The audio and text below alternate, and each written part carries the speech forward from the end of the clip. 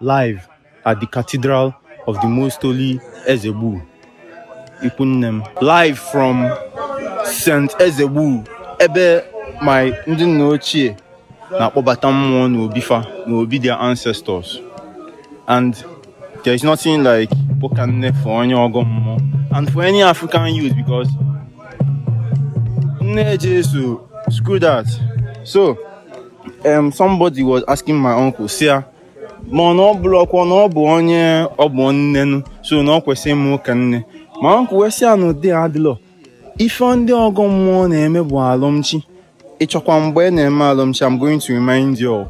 If a na-eme bụ Alomchi bụ mbosi Alomchi welu nnekwu na diokpa gbuolu chi gị. Mbosi ahụ ka na-eme ụka nne Igbo. Nya ife akpọ ụka nne, mbosi ahụ ka na-echeta ndị nne Igbo. O nwere ife gbasara gị na ụka nne. Nne Jesu, ndị ọlụ a nwere ife gbasara gị na ụka nne. Mbosi Alomchi igbuolu mmụọ gị chi na ife. If anybody no one come, nothing concern you with human beings. Ibu e dibia self, dibia na anọ n'ime ọfịa, nwere ihe gbasara dibia na ndị mmadụ. So, for ọnụ nwanne ya ụka nne, no dey play yourself, guy. The only ụka nne we gbasara gị bụ Alomchi.